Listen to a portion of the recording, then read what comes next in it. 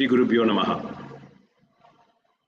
Ishvaro Guru Ratmeti Murti Veda Vibhagine Vyomavad Vyapta Dehaya Dakshinamurteye Namaha. Welcome to our 38th Saturday online Kashmir Cultural Heritage Awareness Series.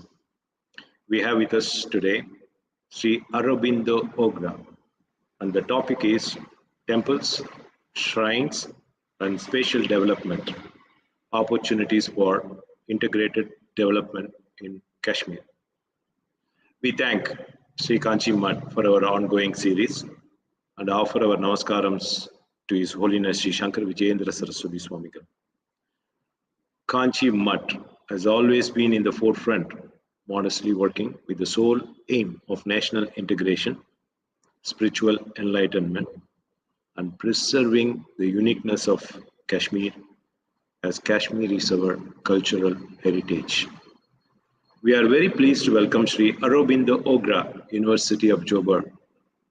Aurobindo ji is an experienced urban planning and development expert, presently based in South Africa and working with University of Johannesburg.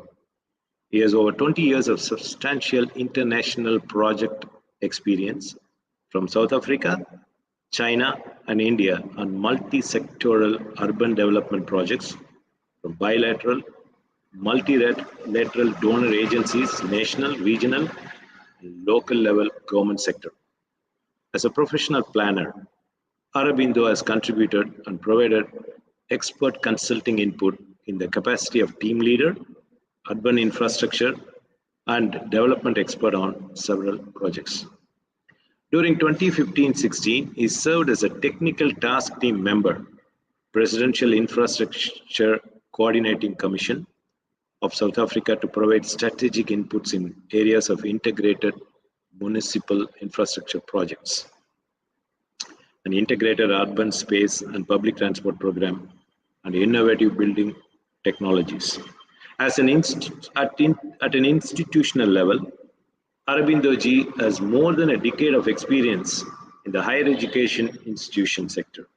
He has published and presented over 50 research papers in the multidisciplinary urban sector thematic areas, and has actively contributed in the capacity of an expert panel member, working commission member, scientific committee member, editorial board member, reviewer, sessions chair, and keynote speaker.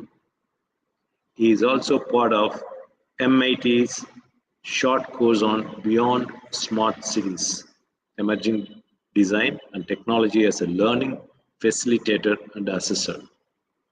Aurobindo is originally from Kashmir and has deep interest in spirituality, astrology, and his applications for the overall welfare of society. He is part of the expert task team of Global Kashmiri Pandit Diaspora, also known as GKPD, and spearheaded the document on vision and action plan for return, resettlement, and rehabilitation of Kashmiri Pandits in Kashmir. We are very pleased to welcome Aurobindo Ogra and request him to take over. Thank you, Shankarji, for your introduction. I'm very much pleased and humbled to be invited for this prestigious seminar series, and with my humble pranam to Swamiji Maharaj and his blessings be upon us always. I would like to share some of the insights from what my recent engagement has been on the preparation and plan for our vision and action plan, which is part of the work which has been initiated by Global Kashmiri Pandits Diaspora. So I would like to acknowledge them first before I start my presentation. My presentation is focused on the temple, shrines, and spatial development opportunities for integrated development in Kashmir Valley. We do not need an introduction about Kashmir Valley, the temples, the spiritual backgrounds in centuries, A lot can be discussed. A lot has been already discussed by many of our experts, community members, and wider community in the society. Today's presentation is focused on three aspects. First, I'll take through the background. It's very important before I touch on the opportunity side. We just discussed the current scenario of Kashmiri Pandits and their return and resettlement, and how it is linked with the overall integrated development. And in the second part of the presentation, I'll focus on the role of temples, shrines, and special development, how that will really, in terms of have a future direction for a number of layers which are very important from the development point of view in Kashmir. And lastly, I'll discuss about what are the various opportunities as far as temples, shrines, and special development is concerned. My views are being a community member, Kashmiri Pandit, from the society, from the place. That's one historical background I would like to bring here. And the other aspect is from an expert point of view, what are the various aspects involved. I'll request the next slide. Yes. So basically, in 1990, and the history goes beyond before that also. This is a right now. This you can see this image. It conveys a lot of meaning deep. There are different threads attached to that. Right now, hundreds, thousands of homes are unlocked there in Kashmir. In 1990, more than 500,000 Kashmiri Pandits and Hindus, they had to migrate. There has been exodus, and things have been working out since several years. But there has been, in terms of not tangible, I would say, on various fronts, a lot of efforts have been being done. But there is a lot of, in terms of further engagements required at various levels. There are various threads attached to the whole aspect of return and resettlement. And during my presentation, I will just unpack some of these aspects, which probably requires a different multi-pronged approach when we look at from the planning and development point of view. As I discussed, I'll take through first background, followed by the regional dynamics of the temple shrines in the Kashmir and its relation with the special development. And finally, we'll conclude the presentation with the opportunities and for integrated development in Kashmir Valley. Next. Just a quick background. In 1989-90, we had seventh exodus of our community. More than 450,000 Kashmiri Pandits and Hindus, they migrated from that place. Then in 1991, we had basically a community engagement on way forward, and a Margdarshan resolution was drafted by one of the Kashmiri association. And later on, there were series of consultation at various levels from the government and other stakeholders, which led to further way forward, how we can plan for the Kashmiri Pandits community to come back and return for their return and rehabilitation. Between 1990 and 2008, besides some of these engagements, not much was done on ground. And in 2008, we had announcement of PM's package, a rehabilitation package, which provided some support for renovation and in terms of rebuilding of the homes across the valley. But there were not enough takers because of the security issue on the ground and the threat perception. The policy did not take up well, and the program was not actually implemented on the ground.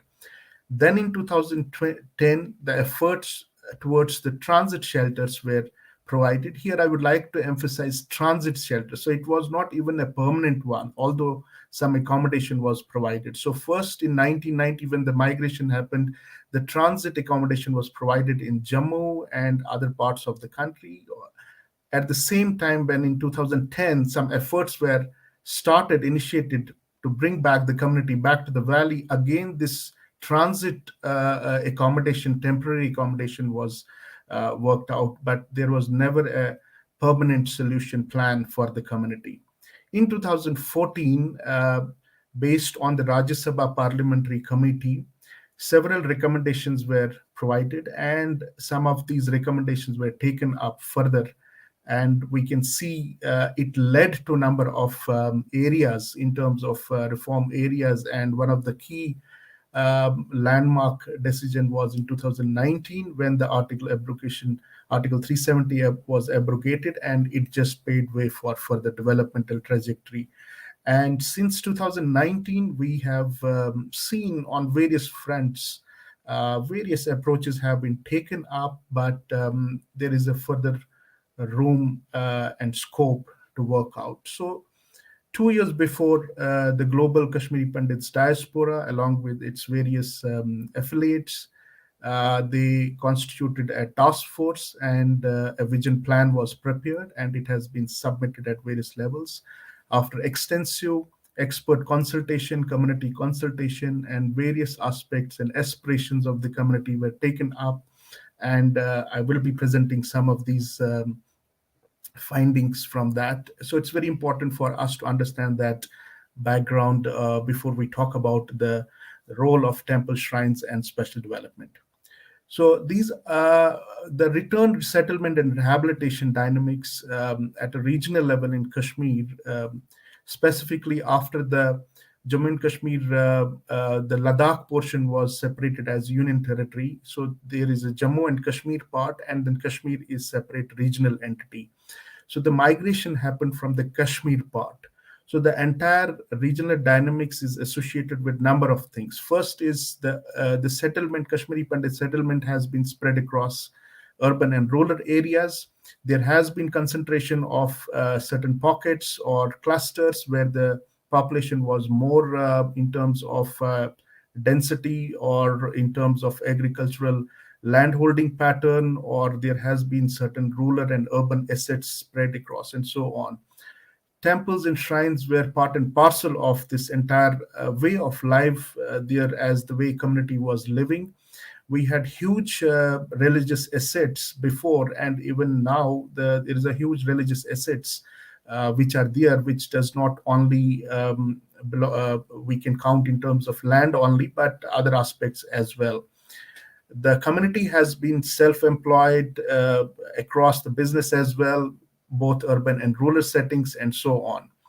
The agricultural land holding pattern was very large, significant across, specifically across the rural areas, and so on. There was significant property assets as well. But in 1990, this changed the scenario completely, and most of the community members were not able to return until 2019. Some movement has taken place after 2019, after abrogation, but still, because of that, the dilapidated buildings over 32 years, the buildings are in bad shape. They cannot be necessarily, some have structural issues, some have other issues, and it is basically not in a habitable, I would say, scenario. So livelihood opportunities were also lost, and safety and security is the biggest concern across. We often hear in the news some incidents happening where we lose basically our community members and so on, those even who have been back to the valley. So these are some important aspects which need to be considered for return, resettlement, and rehabilitation. It touches on number of layers. These are very important aspects to be considered, while some aspect is to be thought about. Next. So we came up with a vision and the action plan for that. What we focused on is basically the development of a hub and spoke model, wherein the hub and spoke we talk about, because entire Kashmir has been inhabited by the community, it was not possible to spread across the whole valley from various perspectives. But somewhere the option of the hub and spoke will infuse the in terms of planning sense. And we came up with focused strategic goals, which spreads on education, training, research, infrastructure, art, culture, trade and commerce, smart infrastructure, and so on. And there has been a rationale behind this thing because of the community's strength. Our community has 100% literacy rate. It is blessed with high quality human resource, and certain niche areas we are well present that can leverage number of things to our community when we try to integrate number of things, a holistic scenario. So we came up with an option of integrated township approach where it can leverage on university, high-tech industries, and other clusters within a hub spoke model. So basically a university township approach with high-tech modernized infrastructure and which can support its overall sustainable development. Next. So the hub and spoke model was the idea to basically focus on one single settlement place from where different spokes can be leveraged, because there has been concentration of the community and settlement across the whole valley, and that cannot be neglected in the long run. So first, somewhere it has to be started, which can take care of all of these regional dynamics, which we just discussed in the previous slide. Next. Now, temples, shrines, and special development. There is a very, very important aspect. I'd like to just bring here a number of things, although a lot has been said by previous experts and presenters already on this dimension. The first thing is temple has been a way, our spirituality has been a way of living there in Kashmir for the whole community. And post 1990, this has completely changed. For us, it's like disconnecting from the spirituality in various ways. And we are longing back to be in that ecosystem it used to be earlier.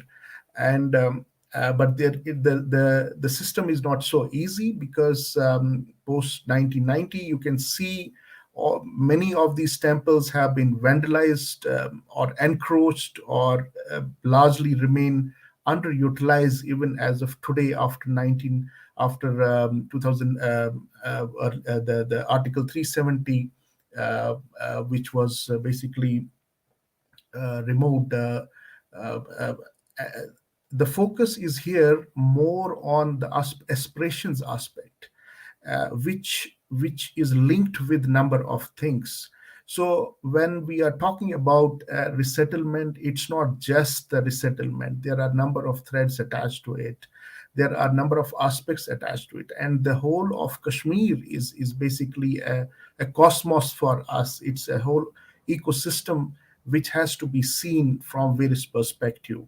So now I'm bringing here the planning aspect, how this entire spread of temples and shrines is highly relevant and useful for the overall special development trajectory in the long run.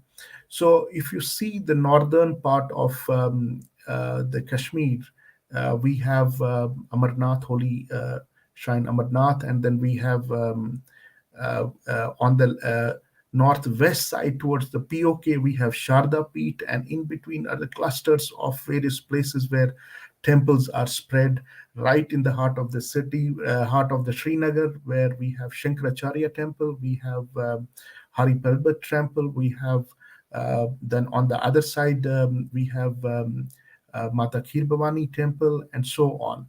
These are some of the key our temples, places of worship where our life was basically started with visiting at 4 a.m., 4:30 a.m., and then we'll start with the daily course and so on. So if we look at from the micro level, from the fabric, how we have been connected, and to the regional dynamics, the whole Kashmir need to be understood, how the entire spread need to be understood.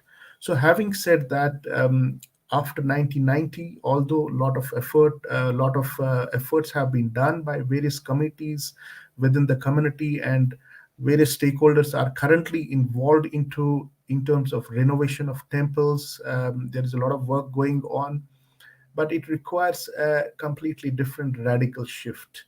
When I say radical shift, there are a number of aspects which need to be considered from planning point of view. That's what I will just now discuss in following slides. Next. This is a overview of roadmap from Pahalgam to Holy Cave to Amarnath. You can see the stretch of around uh, 36 to almost 40 kilometers, which is spread from Pahalgam to the Holy Cave, although it has other route as well.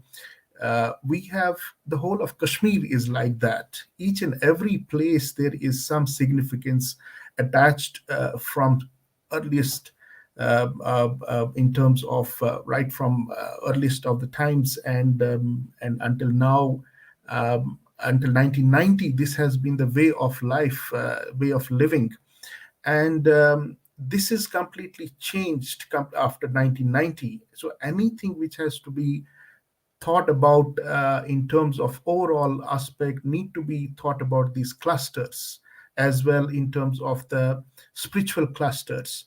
So what is happening is that there is a disconnect right now between connecting the culture aspect, between connecting the spirituality aspect, and then the special development aspect. All of these things are happening discreetly, although in the right frame of approach. But when we take it the approach of this discrete approach, it's not bringing the context of connecting back to the way of life it was earlier.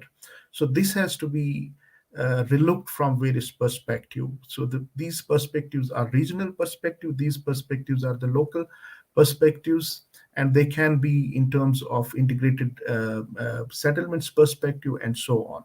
Next. We tried to and documented some of these temples. There are more than 500 temples and shrines which are spread across the whole of Kashmir Valley. On the northern side, you can see the Amarnath small dot, which is the Amarnath shrine, and on the northwest side, towards the north, you can see that single dot is Sharda Peethor. These are the actual locations of more than 120 temples which were documented as per their GPS locations. But when we look into the further at a district level, region level, and tehsil level, and so on, there are so many undocumented temples and so on. This is possible from some of my our which was possible, our memory and so on, and the list which is valuable, and some of these are not even located digitally right now. So there is a disconnect on the digital space as well, but there is a huge disconnect between how the Kashmir was before 1990 when it comes to the overall spiritual connect, the cultural connect, and the spatial development connect, because the settlements were surrounded across these temples and shrines and so on. And this is not the case right now in terms of various approaches which are being developed. There has been a concentration of these temples across various regions. For example, Srinagar district would have a concentration of these temples and shrines. Anantnag region and surrounding districts would have a concentration. And then they have these further areas which connect to number of areas. So there are different aspects involved into different corridors involved into this whole development dynamics. Next. The government of India are doing extensive work. I think this is very phenomenal to record the approaches being taken in Jammu and Kashmir. This is the representation of the industrial development which is happening in Kashmir region right now in 2019 onwards and 2021, when they released the industrial development policy. They had structured more than 130 industrial zones in Kashmir region, likewise in Jammu as well.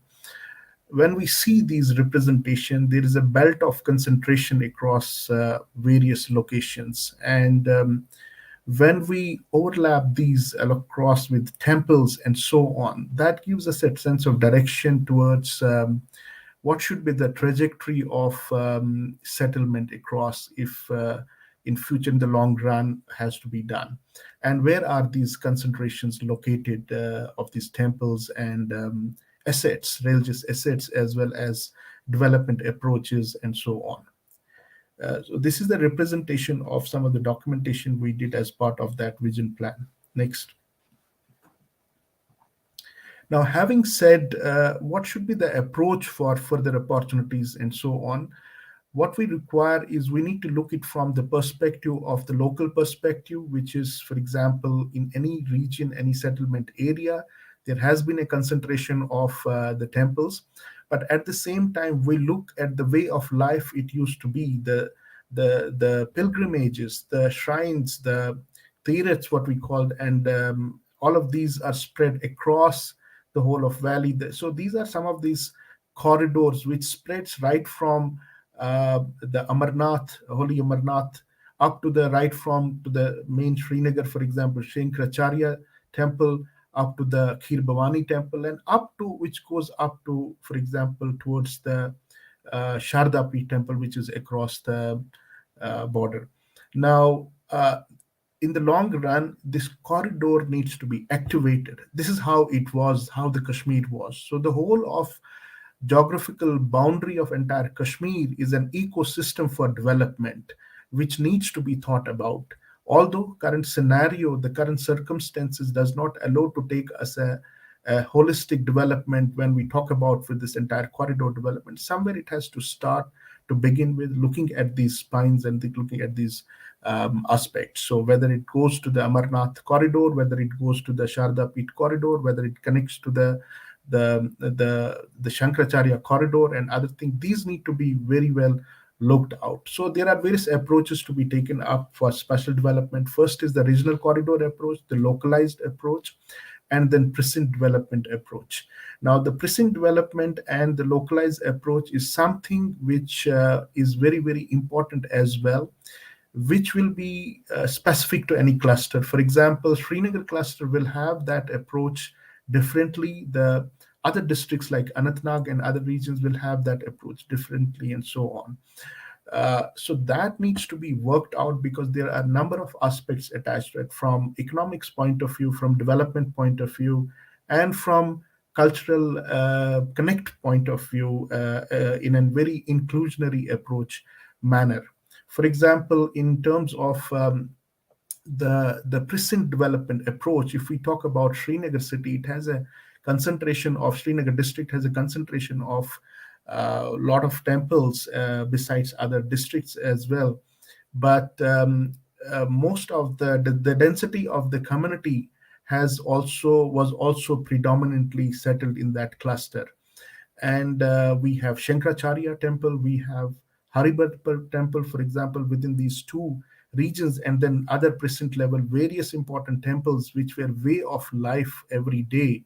So that perspective needs to be developed. If we look it from the tourism point of view, if we look it from current rehabilitation point of view, we have the perspective of connecting it, developing and redeveloping those houses across that 5-kilometer radius of Srinagar city within these access to the temples.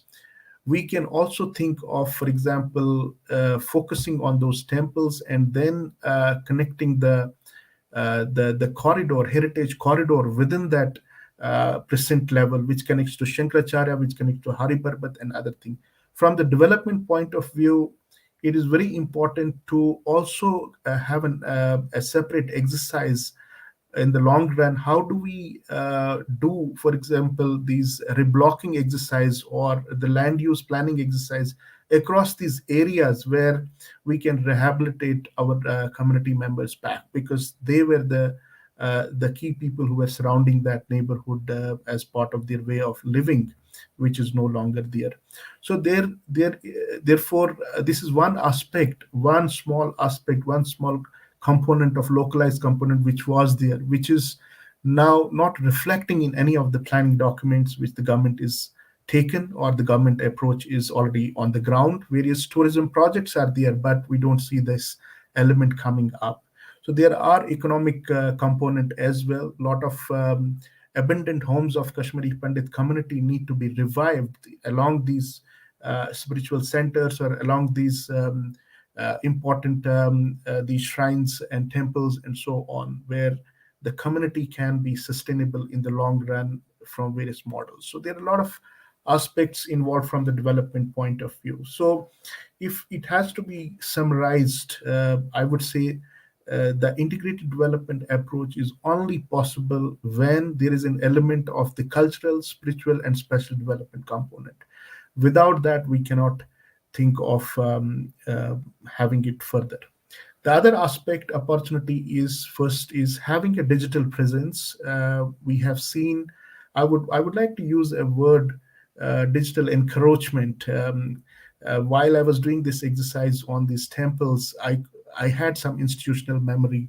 I was based in I have lived in Kashmir before 1990, and I could not find these temples. Many temples I could not find on the digital presence, whether it is Google or whether it is any other open source map. I could not find. So I would say it's a form of digital encroachment where the presence of these temples is completely wiped off. So first, to begin with, we need to have that digital presence. It is very important to really recreate number of things and connect back to the community. The second part is, this is a micro level component.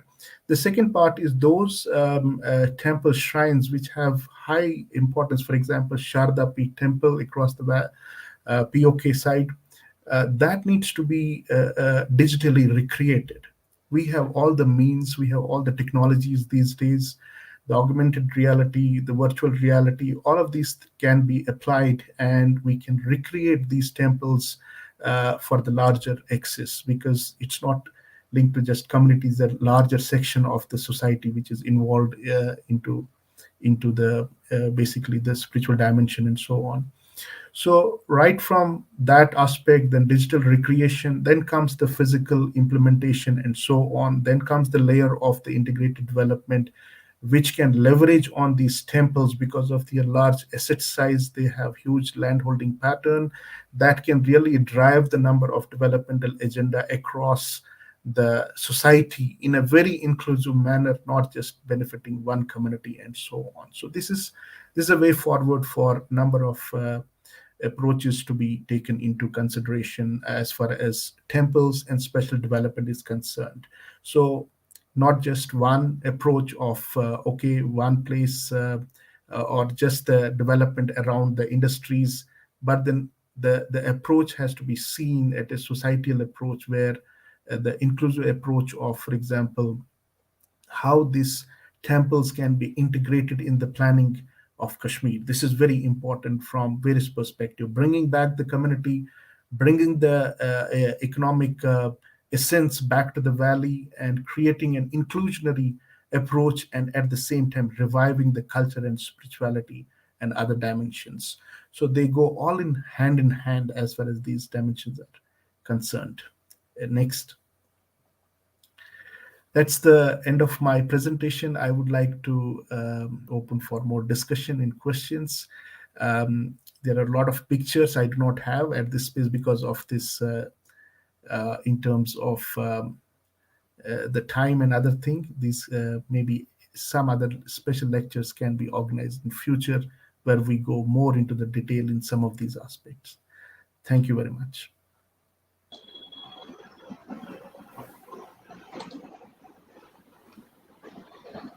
Thank you, Aurobindo ji. It's a very informative bird's eye view type of a presentation. We got an overall picture of what is happening and the work that is going on.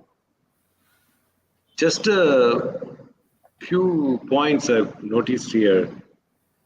Are we on fast track now compared to when you started with the first slide? You mentioned like 20 years, nothing happened, right? Nearly. So are things moving fast enough now? Not talking just 370 alone, but way it is moving forward, maybe digital, environment and media publicity, where people are coming to know what's happening. So hopefully there is traction and it's moving forward. according to you, is fast enough or? This is a very important question, Shankarji, because in development process we always compare and benchmark with previous thing, or we benchmark for future thing what we need to do. For example, when we talk about road development in a country or in a place, we just talk about how many kilometers in a day the road is constructed and so on, whether are we on track or not. Of course, when we compare with the previous time, we have you can see the difference the current time is doing in current days. We have really moved fast in terms of we are moving at a very good pace. I won't say fast, we're moving at a very good pace as compared to what happened prior to 2014 and so on, as an example. But I would say, looking at the need of the hour, looking at in terms of what is in front of us for potential for the overall integrated development, not enough is moving fast, because there are various threads attached to this entire development process that needs to be taken into account. And uh, there are some aspect where you have to wait for some milestone to finish, then you can only start the next one. But there are some areas where we can take a multi-pronged approach, where things can be worked out, because there are several actors, stakeholders involved into this entire process. So on one side, I would say we moved very fast, but on the other side, I would say when I look at what needs to be accomplished, it's not enough fast for currently. No, the But a reason lot I of work mentioned that, has been done. A lot of yes, work, I must acknowledge. When I compare with the previous one, and I see in the last few years, a lot of things have moved fast, but it's not enough fast. We need to really speed up, looking at the quantum of the development options in front of us, which need to be realized as early as possible. no, this presentation is very interesting. As we keep on asking what is next, as we keep on talking about the history and past glory, what are we going to do next? So this presentation is very interesting. The reason I asked you that is most of the elderly population of Kashmiri Pandits, the question could be, in my lifetime, are we going to see all this? Those questions will be coming up all the time. This is very impressive, but when will this happen? Uh, can we go and then really settle down there? That is what we are always thinking about. This is for me, it's very emotional, because on one side we have aspirations from various community members, our elders, and so on, but there is a larger element involved of from the younger generation point of view as well, because our parents are no more now. In many cases, we will miss that opportunity even if this comes, and there is a lot of deep emotional connect with that. And from that perspective, if you see, we have in front of several opportunities for bringing and connecting this our community, and uh, in a very inclusionary approach. I would like to use this planning term, inclusionary approach, where it's a societal development, but within the community we have, I think there are a lot of I would say options available for us to integrate and bring back. The only context right now is the safety and security context, which is very important in this entire dimension. I'm sure the government of India is doing very hard level efforts to resolve number of areas, and there has been success on various front. But then planning and development also requires an assured system as an outcome. It's not easy. Okay, we develop a model and then we say, okay, come and settle here. No, there are a number of aspects involved into that. So from that community point of view, I think if we are not leveraging the community also to be part of that, we will be missing a huge resources, besides they being there as soon as development takes place. No, in your presentation, You touched upon few things number of times. You mentioned about way of life. You talked about focusing on temples. So with this integrated approach, or will you be seeing the temples around development? Each temple, we know we have so many temples, all in ruins. So are we thinking of rebuilding any of these temples, or temples will be predominant in that cluster that you are talking? I want to use, I want to just relate with, for example, Varanasi. The whole Varanasi is considered to be a cosmic mandala. And same is the context with Kashmir. Our Kashmir is a cosmic mandala in various ways, and each and every location has its own spiritual connect. Whether we talk in terms of inside our thinking, or we talk about outer context in terms of space, how it is related and other thing. So I would say currently that if we just remove that the temple layer from the entire Kashmir, the whole way of living is missing. There is missing element in that. So what was that way of living before 1990? It was connected with number of things, and it shaped around the temples. It shaped around the clusters where community pandits were there, and so on. So there was a way of living there. It was not just going to the temple. It's a spiritual connect. It's inside and outside context of a person, from various space dynamics point of view, and spiritual dynamics point of view, cultural dynamics point of view. So I would say, um, as I say, the whole of Kashmir cannot be taken up in one go. It requires resources. It requires a lot of project management. It's a number of aspects, layers involved. So there are aspects, some which are very important. I think some steps have been taken up. We can see, for example, Sharda Peeth temple towards the that side is coming up, uh, but there is a larger element involved into that. For example, Martin Temple, for example, other temples which have highly significance from various perspectives, that need to be well thought about, reconstructing. But temple reconstruction cannot be just seen. It has to be seen from larger dimension point of view.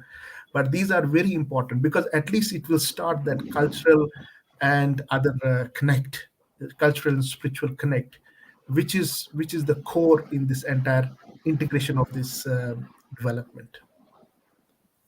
Yeah, see, when we really look at temples like Martan Temple, we immediately think of our temples in South India and the grandeur and the way that was built. Even the temple, the big temple in Tanjore, uh, it's so magnificent, and rebuilding to the same level is unimaginable, in today's context. And for rest of India, Kashmir is offers a lot of anything on Kashmir is spirituality. Maybe in the last 1,000 years, like you mentioned about Kashi, Varanasi, Kashmir got cut off from the pilgrim map. So that needs to be reintroduced, maybe. Like people from North India, we see always coming to Rameshwar, then go to Varanasi. And from South, people travel to Varanasi. And maybe Kashmir should have been there and got cut off. And that's another aspect I think the rest of India would be very closely watching whether that's going to happen. And along, like you mentioned about the integrated development, that's an important aspect. Yes, I think you have raised an important point of connecting, and it's like if we I want to give an example from, for example, from tourism as an example. India is so diverse. As per Condé Nast research, it takes 32 days for India to travel length and breadth, and still we may not be able to cover it, other things. So what we see as of today, we see various circuits and so on. So from that circuit point of view, we have been missing, I would say, the connect with the Kashmir spiritual temples and so on. That connect, the circuit connect is not there. I would say as of now, which need to be revived from various perspectives. Now that temple pilgrim circuit has to have within the regional context, it has to have within the local context, and so on. Now, I want to also respond about it is very difficult to manage these temples in the reconstruct these temples in the same way.